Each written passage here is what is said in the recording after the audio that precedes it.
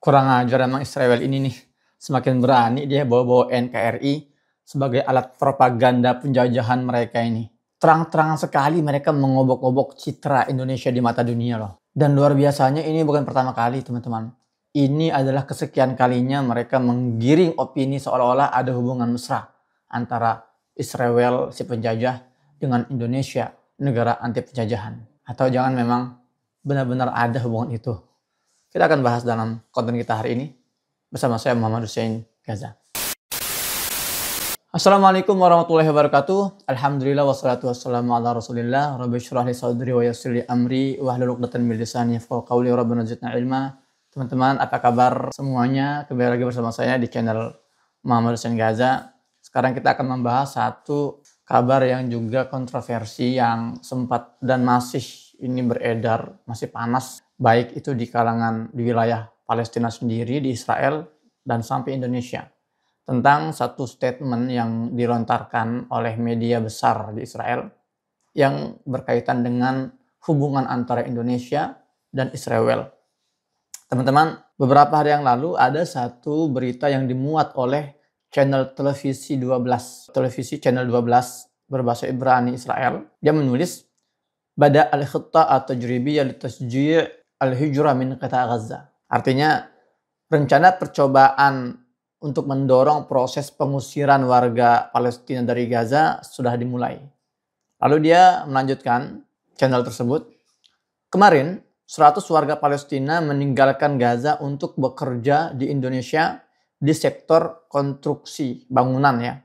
Tujuannya adalah mendorong migrasi ribuan orang lainnya agar keluar dari Gaza. Teman-teman, ini nekat banget loh. Mereka benar-benar bukan menyadur ya, mereka mention Indonesia dalam statement yang dimuat oleh channel 12 dan itu di-repost lagi, dikabarkan lagi oleh Times of Israel, satu media besar Israel. Dan itu sudah sampai ke kita beberapa hari terakhir ini, sudah 2 hari terakhir ini. Dan kita mau bahas apakah benar ada 100 warga Palestina dari Gaza yang keluar dari Gaza untuk bekerja di Indonesia dan apa dampaknya kalau itu terjadi teman-teman. Teman-teman, alhamdulillahnya ya hari ini atau kemarin pihak juru bicara pemerintah Indonesia itu sudah menafikan atau mengingkari ya berita ini. Kalian bisa cek ya di gazamedia.net, alhamdulillah. Di sini sudah ada beritanya disebutkan bahwa Indonesia bantah tampung 100 warga Gaza sebagai program migrasi.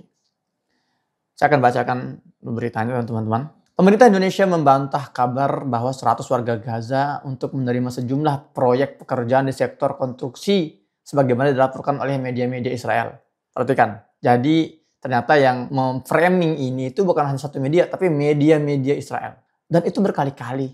Pokoknya kalau ada satu berita yang mengaitkan antara Israel dan Indonesia, itu mereka akan euforia itu. Ayo kita blow up, ya kita suarakan. Betapa menunjukkan memang mereka itu punya ambisi. Ambisi untuk adanya ikatan antara dua eksistensi ini. Saya nggak nyebut negara karena mereka itu bukan negara ya. Kalau kita Indonesia negara. Mereka bukan negara. Jadi memang hiperaktifnya atau proaktifnya media-media Ibrani ini dalam menyebarkan isu-isu hoax tentang hubungan ini itu menunjukkan sekali lagi ada kerinduan di situ. Ada harapan besar bagi mereka agar Indonesia dan Israel ini bisa benar-benar berhubungan. Dan berkali-kali setiap kali ada berita-berita itu selalu dibantah oleh pihak Indonesia. Jadi nggak tahu malu, serius loh. Nggak tahu malu. Kayak ada misalnya kalian ini yang nembak satu crushnya kalian ya, yang kalian suka, ditolak, nembak lagi, ditolak, nembak lagi, dan nggak ada ujung-ujungnya gitu loh. Nah, juru bicara Kementerian Luar Negeri Rolian Shah Sumirat mengatakan, pemerintah Indonesia tidak pernah membahas dengan pihak manapun ataupun mendengar informasi tentang rencana pemindahan warga Gaza ke Indonesia. Dapat kami tegaskan bahwa tidak ada pembahasan apalagi kesepakatan antara Indonesia dengan pihak manapun mengenai hal tersebut, ujar Sumirat dalam keterangannya pada Kamis 27 Maret. Saat ini kata dia, Indonesia lebih fokus dan mendorong terwujudnya gencatan senjata tahap 2 dan masuknya bantuan kemanusiaan serta memastikan dimulainya rekonstruksi di Gaza. Nah, jelas ya, tegas sekali nih. Jadi ini memudarkan, menghempaskan impian, angan-angan ya dan ambisi halusinasinya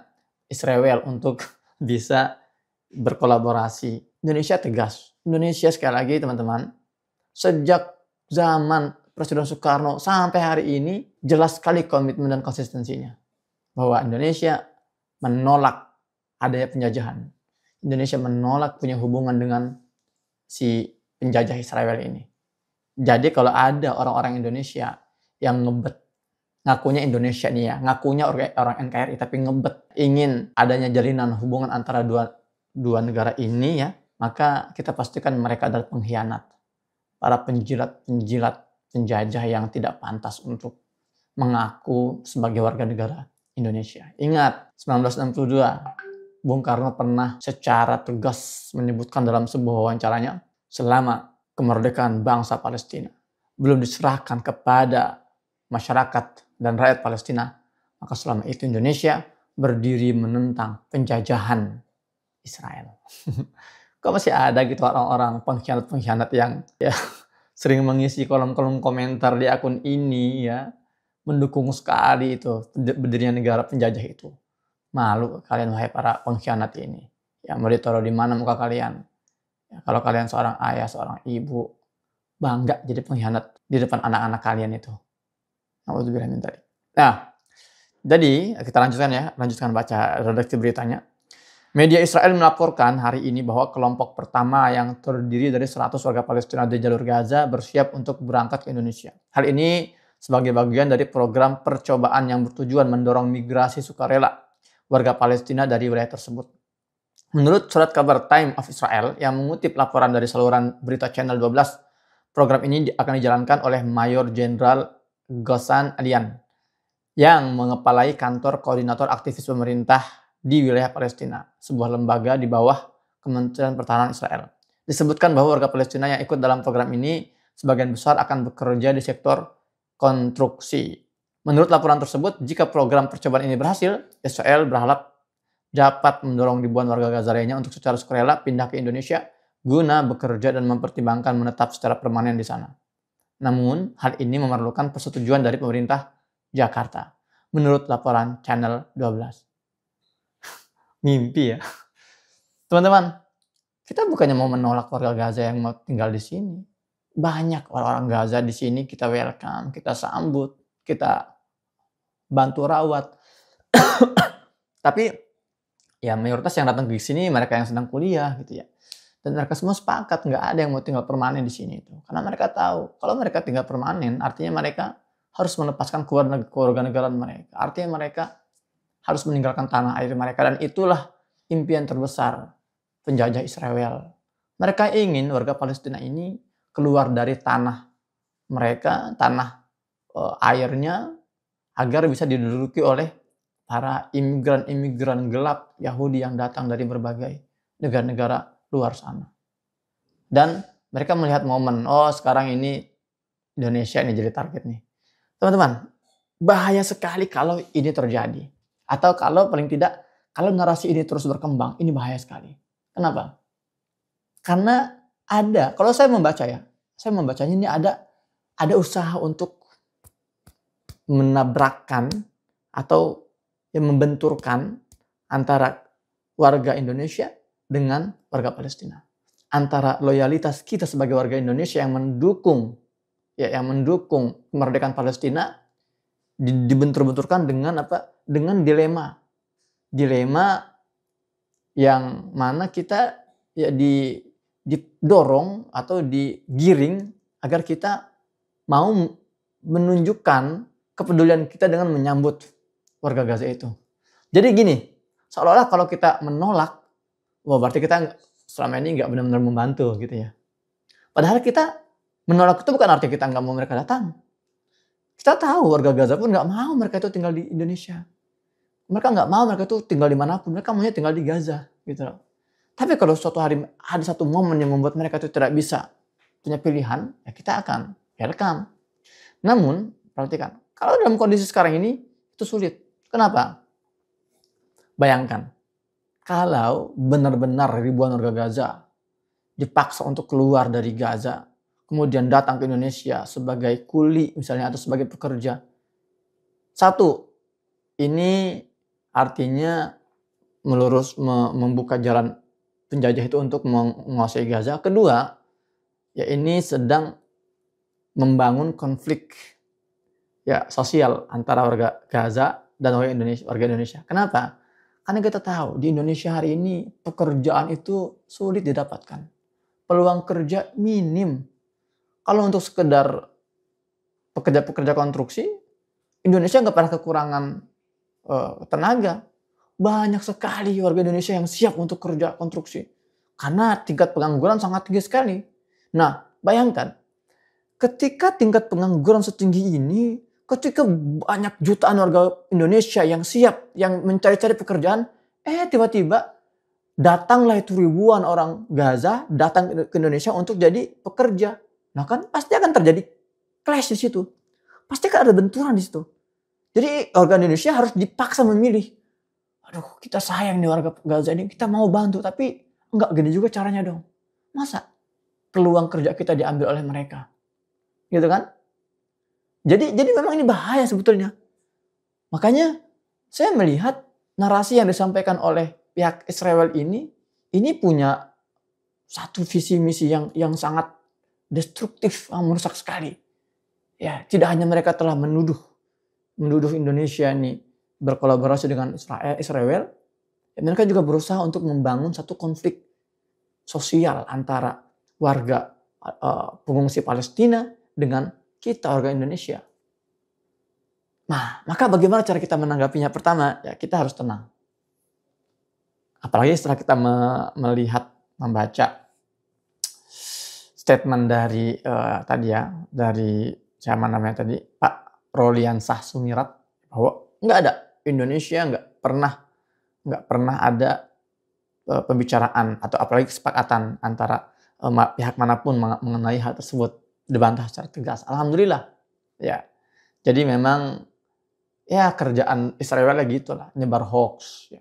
Nyebar kebohongan di mana-mana. Wih, kita harus menyerang itu rumah sakit Indonesia. Kenapa? Karena di dalamnya ada terowongan pejuang. Ditelan mentah-mentah oleh orang-orang sumbu pendek, orang-orang tolol, ya, yang pro-Zionis, mereka yang ya dangkal pemikirannya, ditelan mentah-mentah. Padahal track record Israel ini dalam berbohong itu luar biasa. Itu nggak bisa dibantah itu. Mereka mengatakan ada 50 bayi yang dipenggal, ternyata kebohongan, tidak terbukti. Ya, mereka mengatakan bahwa para petinggi-petinggi perlawanan itu bersembunyi di terowongan. Ternyata mereka menemukan salah seorang petinggi puncak perlawanan itu ada di satu rumah yang sedang baku tembak melawan tentara-tentara penjajah. Terlalu banyak kebohongan.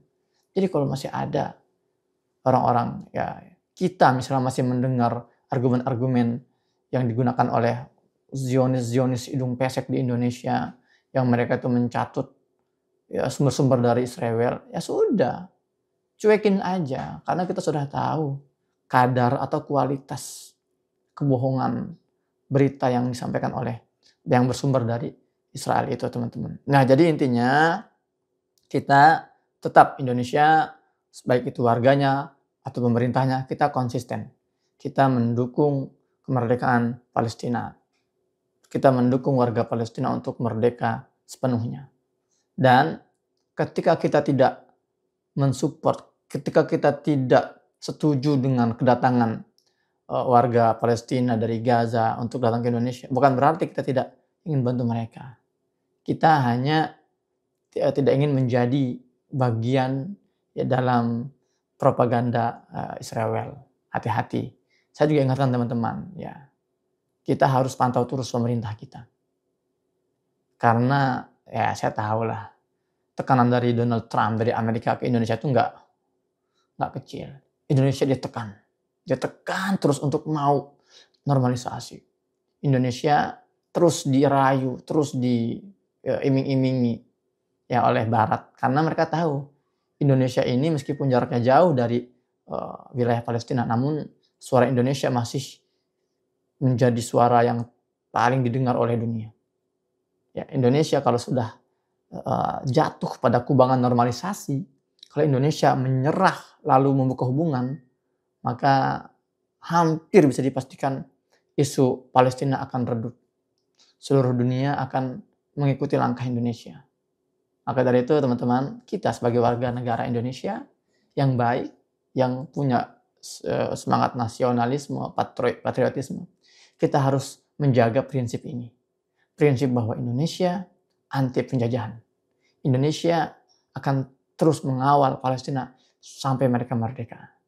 Suara rakyat, suara kita harus terus didengar oleh pemerintah. Dan saya tahu pemerintah juga mengandalkan kita, para warga ini, untuk terus menekan mereka. Untuk apa? Untuk menjadi alasan ketika pemerintah ini ditekan oleh Barat, ditekan oleh Amerika untuk membuka hubungan diplomatik dengan Israel.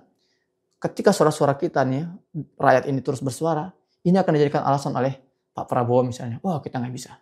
Suara-suara dari bawah ini terlalu kuat. Kita nggak bisa membuka normalisasi dengan Israel karena bisa dipastikan kalau kita melakukan ini, masyarakat akan marah. Itulah pentingnya kontrol massa, kontrol rakyat untuk pemerintah. Teman-teman, ya itu dulu dari saya. Dan saya akan bahas lagi konten selanjutnya. Saya akan kembali ke pembahasan kemarin tentang demonstrasi yang terjadi di Gaza yang katanya menuntut agar gerakan perlawanan itu keluar. Saya akan bahas lebih mendalam di konten selanjutnya. Karena konten sebelumnya itu saya bikin terburu-buru dan itu juga formatnya live, jadi kualitasnya benar-benar nggak bagus sekali. Dan ada hal-hal yang nggak saya sampaikan, maka insya Allah akan saya sampaikan di konten selanjutnya dengan tema yang tadi saya katakan. Stay tune terus di channel Muhammad Husain Gaza. Selamat melanjutkan ibadah puasa. Assalamualaikum warahmatullahi wabarakatuh.